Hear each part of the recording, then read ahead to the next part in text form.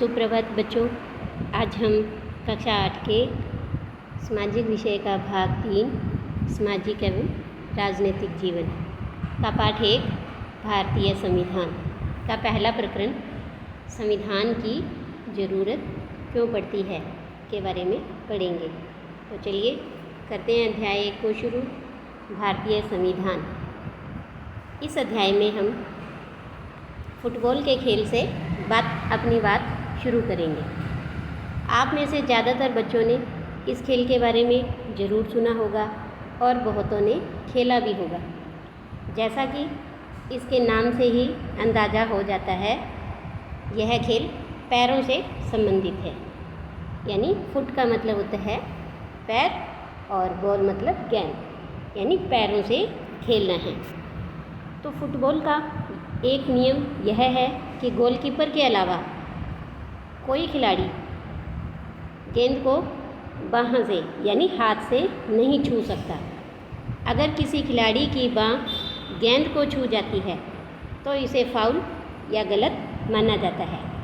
कहने का मतलब यह है कि अगर खिलाड़ी फुटबॉल को हाथों में लेकर एक दूसरे को थमाने लगे तो इस खेल को फुटबॉल नहीं माना जाएगा, फिर यह तो वॉलीबॉल बन जाएगी।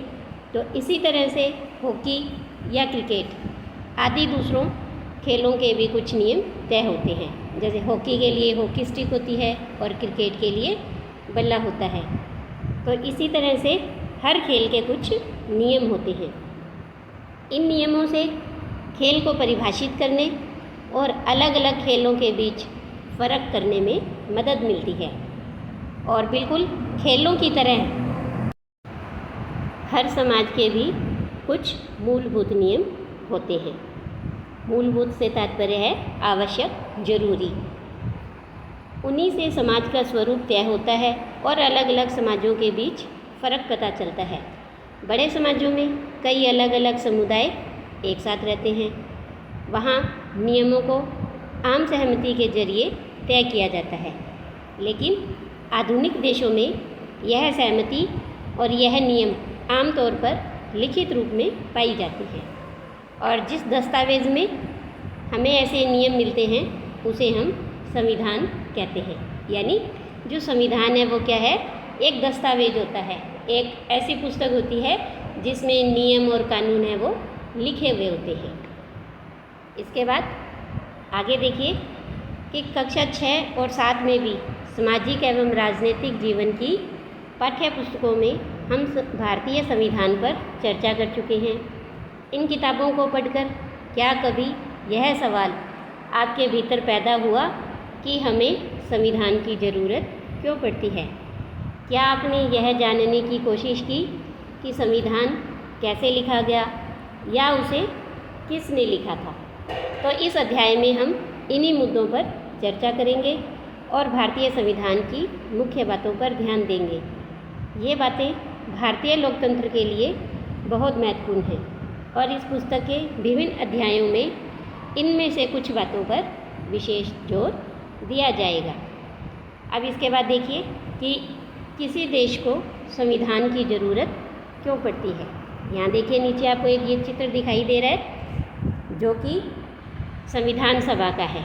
और इस संविधान सभा में पंडित जवाहरलाल नेहरू हैं, वो इस सभा को संबोधित कर रहे हैं। लेकिन इससे पहले ये देखिए कि यहाँ संविधान सभा के बारे में, उसके गठन के बारे में कुछ बातें बताई गई हैं।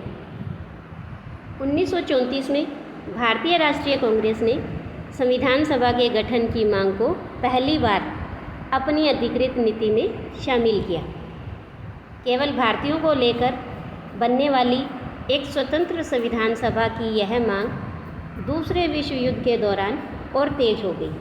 दूसरा विश्व युद्ध जो कि सितंबर 1939 से लेकर 1945 तक चला था। तो 1939 से क्या हुआ कि संविधान सभा की मांग और तेज हुई, जिसमें सिर्फ और सिर्फ भारतीय होंगे। और अंततः दिसंबर 1946 में संविधान सभा का गठन किया गया। पृष्ठ 2 पर दिए गए चित्र में संविधान सभा के कुछ सदस्यों को यहाँ दिखाया गया है, जिसमें कि ये पंडित जवाहरलाल नेहरू हैं जो कि इस सभा के सदस्यों को संबोधित कर रहे हैं। 6 दिसंबर 1946 से लेकर नवंबर 1949 के बीच संविधान सभा ने स्वतंत्र भारत के लिए नए संविधान का एक प्रारूप तैयार किया। अब देखिए कि जो हमारा संविधान है वो 26 नवंबर 1949 को बनकर तैयार हुआ था। तो ये शुरुआत हुई 1946 से लेकर 1949 के बीच, और इन्होंने एक हमारे नए संविधान का प्रारूप है वो तैयार किया। 150 साल की अंग्रेजी हुकूमत के बाद भारतीयों को आखिरकार अपनी नियति और भविष्य तय करने का मौका मिला। संविधान सभा के सदस्यों ने स्वतंत्रता संघर्ष से उपजे महान आदर्शों को ध्यान में रखते हुए इस काम को गंभीरता से अंजाम दिया। इसके बाद संविधान सभा के कामों के बारे में हम इसी अध्याय में आगे पढ़ेंगे। तो इस तरह से जो संविधान सभा है उसकी पहली बैठक से लेकर और 26 जनवरी 1950 तक लागू होने तक बहुत सी प्रक्रियाओं से गुजरना पड़ा। तो जो 26 जनवरी 1950 को हमारा भारतीय संविधान है वो लागू किया गया, जिसे हम गणतंत्र दिवस के रूप में मनाते हैं, और 26 नवंबर 1949 को हमारा संविधान बनकर तैयार हुआ था, जिसे हम संविधान दिवस के रूप में मनाते हैं। और पहली बार सन 2015 में संविधान दिवस है वो मनाया गया था। इसके बाद कि संविधान सभा के जो अध्यक्ष थे, पहले अध्यक्ष डॉक्टर राजेंद्र प्रसाद थे, और इस प्रारूप समिति के जो अध्यक्ष थे वो डॉक्टर भीमराव अंबेडकर थे। तो इस तरह से हमें पता है कि अंग्रेज़ों ने भारत को गुलाम बना रखा था। तो स्वतंत्रता प्राप्त करने में जिन व्यक्तियों ने सहयोग दिया या जिनकी महत्वपूर्ण भूमिका रही, उन लोगों के साथ उन लोगों को न्याय मिले, और जिन्हें अभी तक न्याय नहीं मिल पाया था, जैसे आदिवासी, जनजाति, पिछड़ा वर्ग के जो व्यक्ति हैं वो, उन्हें भी न्याय मिले। इन सभी बातों को ध्यान में रखकर संविधान सभा का गठन किया गया था, और हमारे खुद के नियम होंगे, हमारे खुद के कानून होंगे। तो यह है इसी सोच के साथ संविधान सभा का गठन किया गया था। इसके बाद देखिए कि अब हम बात करते हैं संविधान के बारे में। आज दुनिया के ज़्यादातर देशों के पास अपना संविधान है। आमतौर पर सभी लोकतांत्रिक देशों के बारे में उम्मीद की जा सकती है कि उनके पास संविधान जरूर होगा, लेकिन इसका यह मतलब नहीं है कि जिन देशों के पास अपने संविधान होते हैं वे सभी लोकतांत्रिक देश ही होंगे। संविधान कई उद्देश्यों की पूर्ति करता है। तो सबसे पहला उसका उद्देश्य है कि यह दस्तावेज़ यानी कि संविधान, वो पुस्तक उन आदर्शों को सूत्रबद्ध करता है जिनके आधार पर नागरिक या उस देश के लोग अपने देश को अपनी इच्छा और अपने सपनों के अनुसार रच सकते हैं। यानी संविधान ये बताता है कि हमारे समाज का, हमारे देश का मूलभूत स्वरूप क्या हो। देश के भीतर आमतौर पर कई समुदाय रहते हैं और उनके बीच कई बातें समान होती हैं, लेकिन ज़रूरी नहीं है कि वे सारे मुद्दों पर एक दूसरे से सहमत हों। संविधान नियमों का एक ऐसा समूह होता है जिसको एक देश के सभी लोग अपने देश को चलाने की पद्धति के रूप में अपना सकते हैं। इसके जरिए वे न केवल यह तय करते हैं कि सरकार किस तरह की होगी, बल्कि उन आदर्शों पर भी एक सांझी समझ विकसित करते हैं जिनकी हमेशा पूरे देश में रक्षा की जानी चाहिए।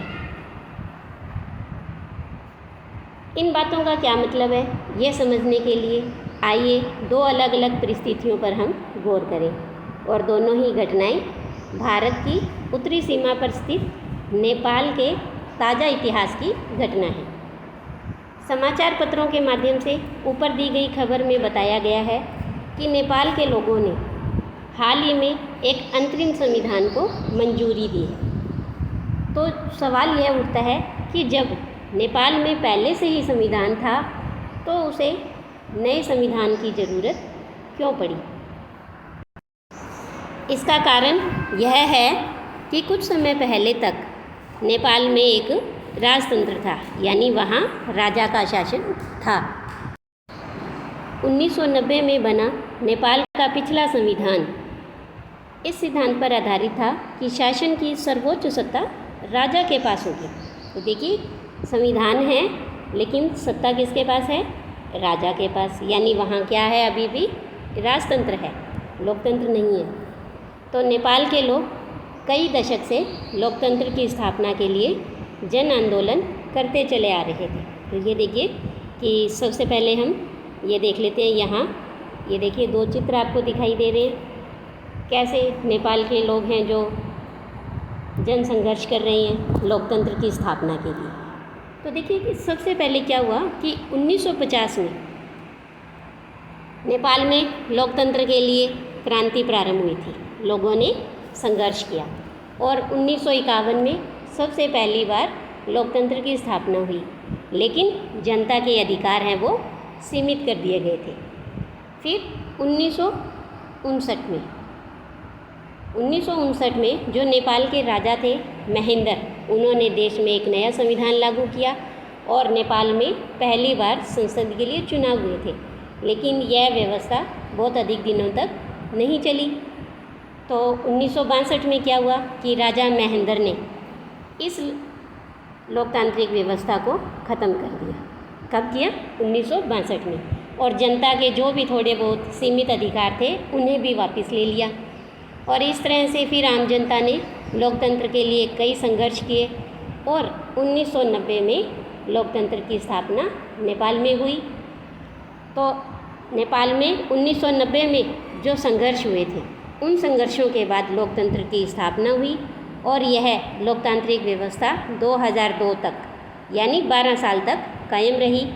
अक्टूबर 2002 में राजा ज्ञानेंद्र ने गांवों में माओवादी संगठनों के बढ़ते प्रभाव का बहाना बनाकर सेना की मदद से सरकार के विभिन्न कामों को अपने कब्जे में लेना शुरू कर दिया और फरवरी 2005 में राजा ने शासन की बागडोर पूरी तरह से अपने हाथों में ले ली और नवंबर 2005 में माओवादियों ने अन्य राजनीतिक दलों के साथ एक 12 सूत्री समझौते पर दस्तखत किए और इस समझौते में आम लोगों को लोकतंत्र और अमन चैन बहाल होने की उम्मीद दिखाई दे रही थी।